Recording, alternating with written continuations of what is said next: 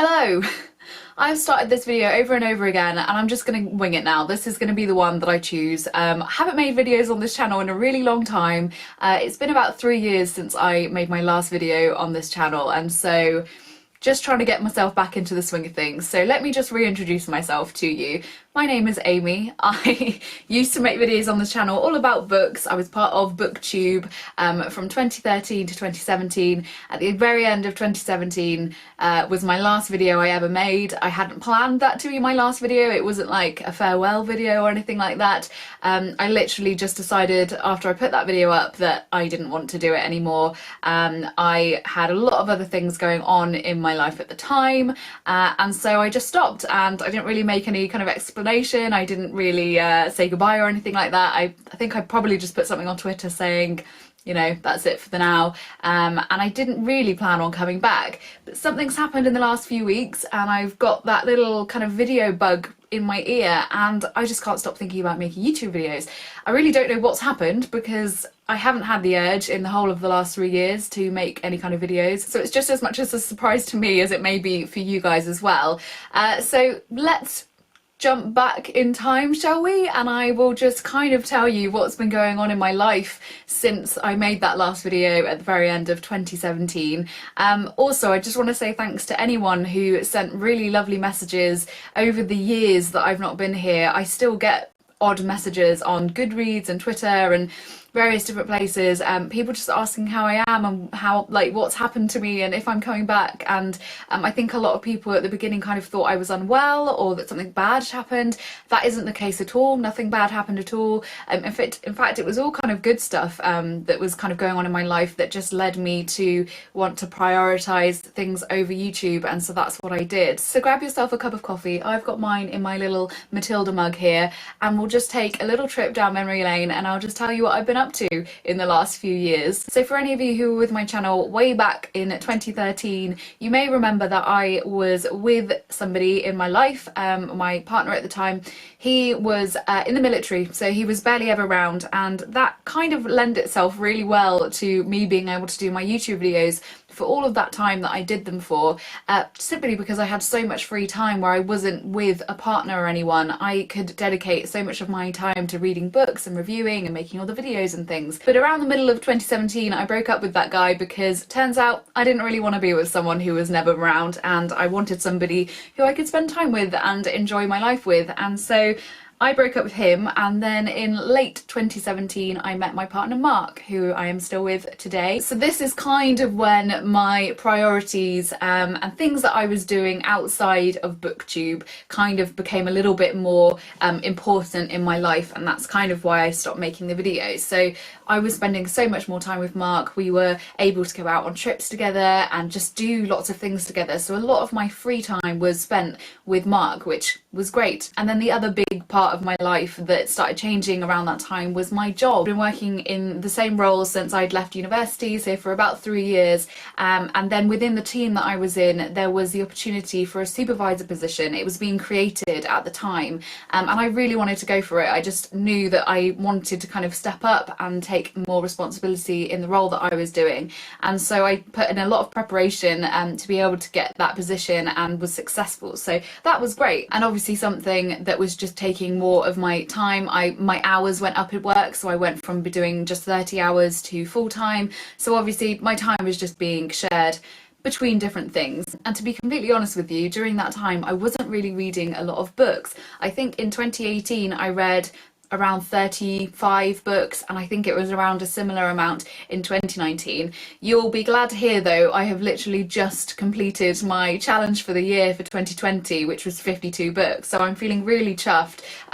Who knows how many I will get to this year. Don't think it's going to be as many as I read in 2017. I think I hit like 125 that year, which it just baffles me how I managed to do that, because I can't see myself being able to fit that much reading into my life currently. So I got the supervisor's position, which was great, and I was really enjoying it. However, I did feel like I lacked in experience and lacked the kind of baseline knowledge for what I should and shouldn't be doing with my team, what I should and shouldn't be saying, and just the general theories behind how you lead a team and things like that. And so late on in 2017, something happened within my company and they offered up a apprenticeship scheme, which offered a diploma in leadership and management for people who were aspiring to be managers. I do think the level of this was kind of set potentially a little bit higher than what I was at the time. I think it was kind of for people who were solidly supervisors already, wanting to become managers, or managers wanting to go higher than that. However, I could see the programme was going to cover everything that I needed to know, but maybe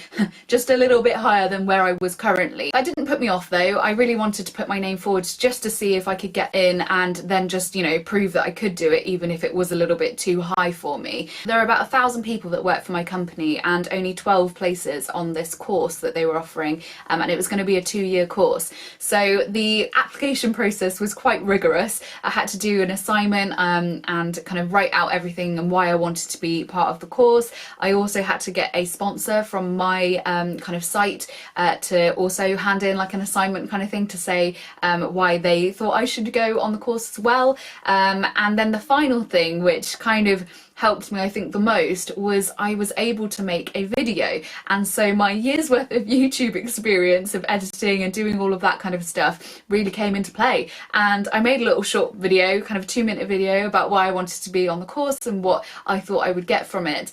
And then after the kind of decisions were made, I got a call from one of the directors of our company who said she was really impressed with the video and that they would offer me a place on the course, which was fantastic. She also said that I should be on daytime television, which really made me laugh. So that was in November of 2017 that course started, and I am so close to finishing. Literally within the next few months I'm going to have that diploma. I'm gunning for a distinction because I have really put my all into this. So maybe this is why I've suddenly had this kind of surge to want to make videos again, to try and fill my time a little bit more, because I've been studying all of this time and doing all of that in my free time at the weekends and stuff. So now maybe I'm just filling that gap with making videos again, who knows. So other life things that happened during that time: I moved out of the flat that I was sharing with my best friend, which will literally be like the place that I was in my last video, which seems so crazy to me. But yeah, so I moved out of there and moved in with Mark into the house that he owned. The only trouble with that was that that house was an hour away from where I was working at the time, so we were having to do quite long commutes each day.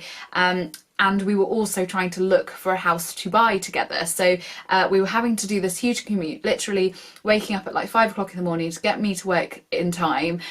Then after work, we were hunting for houses. I think we looked at about 40 houses in the end, which, thinking back now, it was just insane.